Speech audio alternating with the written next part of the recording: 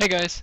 So, uh, there's a lot of big changes coming out in the PTR, and this is kind of like a supplementary math video to kind of illustrate like what I'm thinking about, and hopefully to explain how confusing some of these changes are in practical terms. So, I made this spreadsheet to show what it looks like when you start scaling the stats against one another to see how much of an increase they are to get a stat weight, so you can just blanket statement say, oh, I want to stack this stat or next patch, or I want to stack this stat. Really, kind of comes down to crit mastery, but I'll get to that. The changes, what it did is it took mastery, like the old mastery, and it kind of divided it into three parts. 1/3 of the part kind of got turned into a healing portion, and then 2/3 of the part still remained part of our absorbs portion. And what this does is it makes it so mastery is now valid as a very potent stat on all spells, because even if you don't get a crit and don't get a divine aegis, which still comes off of crits only, that the divine aegis portion isn't like the bulk of the healing. The bulk of the healing being done on the raw healing is from the mastery healing portion. So it kind of shifted a lot of stuff around, and then it also made it so in order to get the bulk of the mastery as a supplementary bonus, you don't want to ignore crit anymore, because the more crit you have, the more divine aegis you're going to be able to proc. So what they're trying to do here is they're trying to make it so you're not stacking one stat at the complete expense of another stat. Like they want you to be able to stack both, and I'm illustrating here with this table that you do want to stack both.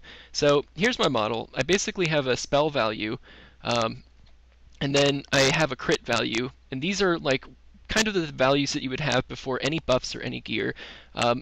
The crit value I have here is a very specifically chosen number. On a post in the thread that I'm linking below in the comments, this number is the amount of intellect I have for a gear set that I made with the PTR gear. So estimated, this is kind of like the level of intellect you want to be working with. And it's important when you're doing theory crafting to always set like whatever level of int you're going to be working with, set variables like int and haste first, because those can skew all of your data if they're set differently. Like one slight change to either of them changes everything up. So here's what my crit value is at that particular int level plus the raid buff 5%. So it's a 13. And then for mastery, I have the base mastery, which is 8 points of mastery. That's what this 4800 is. And then the raid buff 3000. And then we have the spell haste buff at 5%. Now, I have an average. The formula for it is it's taking the base spell value, it's multiplying it by half of what the new mastery is, because remember, it's like it used to be 2.5% per point, like per 600 points was more absorb. Now it's 0.8% equals healing, and then 1.6% is more absorbs. So the 0.8% is the mastery number I took in each of these values and multiplied it to get that value of 1.8 times the initial spell value. That's what A2 is in this original box. It's taking that, finding out how much it is for all non-crits, and then tacking on the divine aegis portion, and then finding what that is for all crits, putting the two together, and it's getting an average heal value of how much these current base value stats are. Now, I have to also find the healing per second to see how haste stacks compared to both of these new stats. So I have a base cast time at the original haste of 5% with no buffs at 2.3 seconds, and it gives me this healing per second number.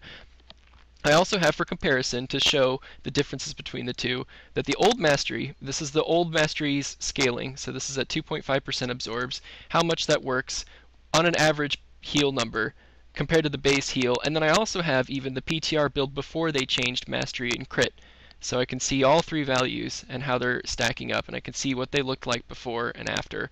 Now, this first line here is a little confusing, but that's with the including of a guaranteed divine aegis. So this would be for like prayer of healing. That's why this number is so much bigger than this number. But for the most part, like I was just trying to compare like how much of a nerf it would be just by percentage wise to compare old prayer of healing versus new prayer of healing. That's what that's for. Alright, so here's the nitty gritty details of this. I did it in increments of 1,000 points each. So you start at nothing, and then each 1,000 points, it's going to increase the amount of crit you have. You start with 13, then you go to 14.8, then 16.4, and then it recalculates the average heal based on the new crit number. And then I take that number and find out how much of an increase it was from the previous 1,000 points. So our base heal, this number, if I add 1,000 points, that's 1.74% more increased healing for all those heals. I did the same thing over here with mastery. every time I add more mastery, I add it into the base mastery value, recalculate it, and then I show the difference in healing done.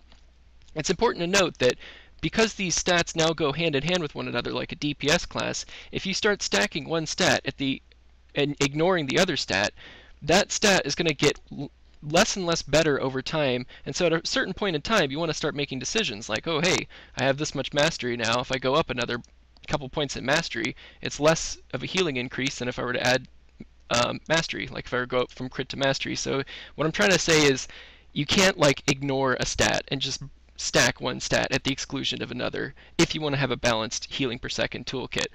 Now, haste is a different monster because with haste you kind of have to anticipate that you're always casting, and you're always casting without any problems with latency. This isn't like as you can see, the numbers from the healing per second increase from both crit and mastery are the same, but for haste it looks like it's a clear winner in a stat in terms of gains, but that's always been the case. Haste has always been the #1 stat for increasing your healing per second when compared to crit and mastery. That was the same before the patch and the same after. The reason we don't stack it is because we don't have the mana to do that. If you're following the rule of always be casting in order to maximize the amount of haste that you have, you'll go if you have too much of it and you don't have enough spirit.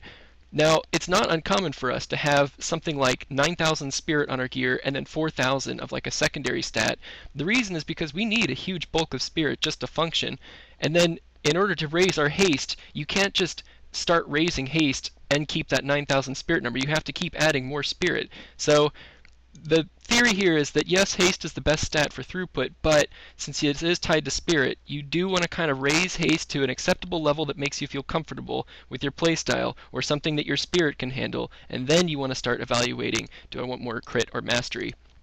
Now, for awaiting purposes, this would make it look like that crit is actually the best stat point for point in each of our scaling, because as you can see here, it's slightly better than mastery, but this isn't the case for Power Word Shield. Power Word Shield now has a chance to crit, so it actually does gain some pretty good scaling from crit, but it still gains more scaling from mastery, because when you are doing the calculation for a Power Word Shield spell, you're taking the initial value of the spell and multiplying it by mastery, the absorb portion, not the healing portion. And then for crit, instead of having the crit be the base spell plus another shield, it's the base spell times 2. So the numbers get all changed around here, and what you can see from this table is that crit scales kind of badly with it, but mastery is the thing that really scales it off the charts. However, what's interesting to note is that with haste, it actually still scales best. Like Power Word Shield still scales best with haste over mastery. This gets a little bit tricky though, because if you are chaining your Power Word Shields back to back, you have that additional haste of 14% from borrowed time. That kind of makes the value more at like 19% haste base before you start adding haste values to your table. So really, it kind of like starts at this value of 2.1% when you start adding in haste values when you're comparing it to mastery. And if that's the case, then mastery is the clear winner point for increasing its scaling.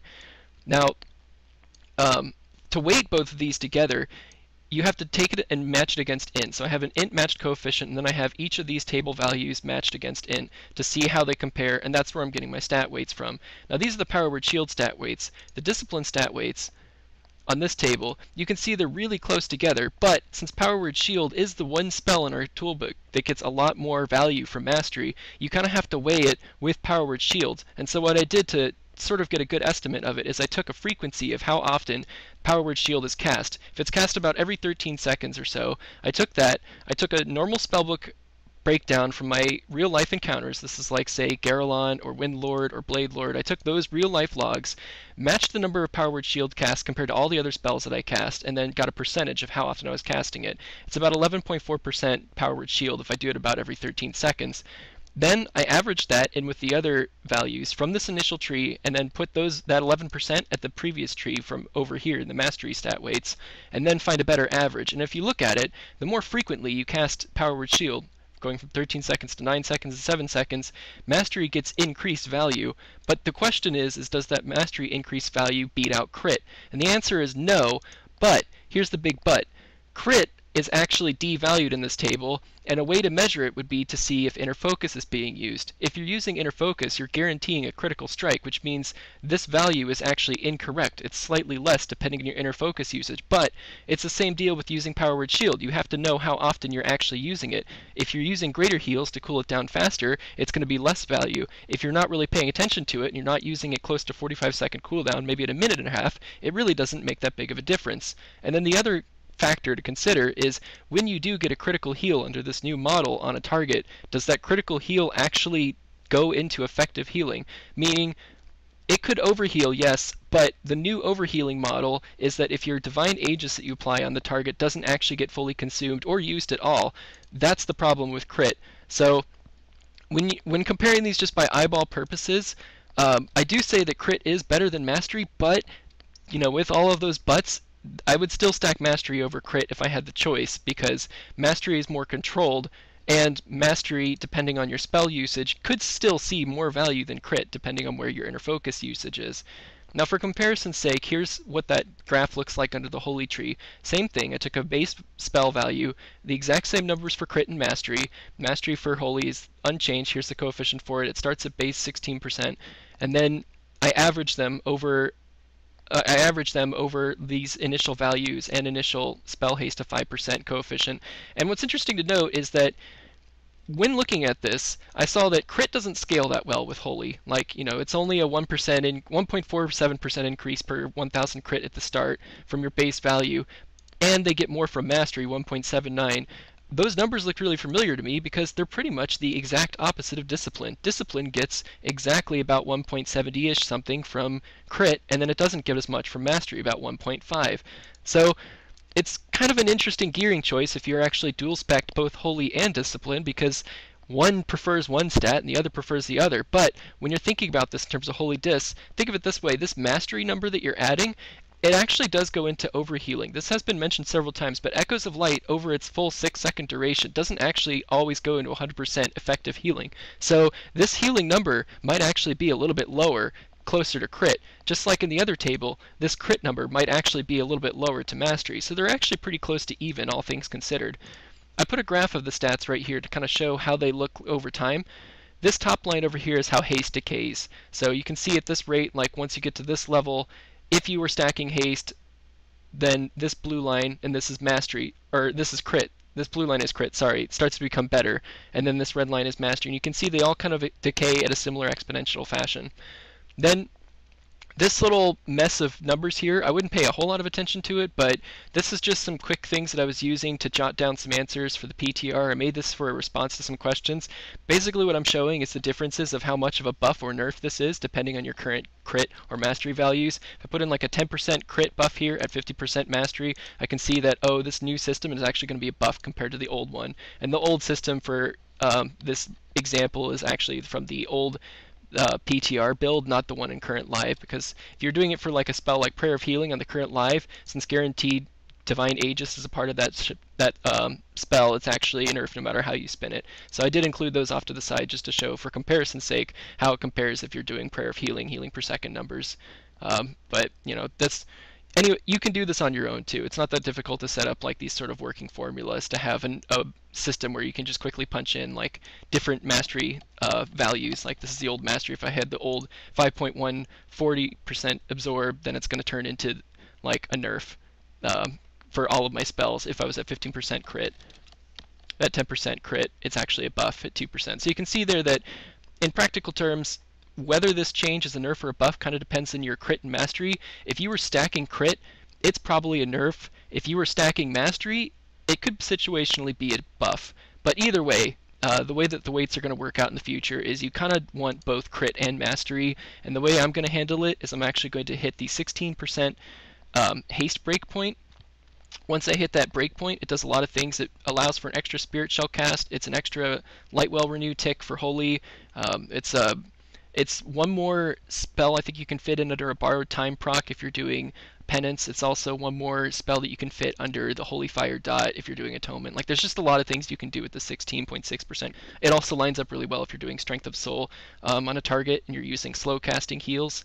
You can get it to cool off like almost perfectly in time for that next shield to come off with the new glyph if you take the new weakened soul glyph. So I'm going 16.6% haste. I'm putting a little bit more spirit on my gear on top of the already 9,150 spirit soft cap for Rapture Return, and that's to match the haste, but after that I'm going to probably stack crit and mastery pretty evenly because it changes like which one's going to be better, and it'll even change in the fight. If there's a fight with a lot of pulsing aura damage, you probably want more crit. If there's a fight with a lot of single target damage and you're using Power Word Shield a lot more frequently, you're probably going to want a lot of mastery. Hopefully that clears things up for you guys. Take care.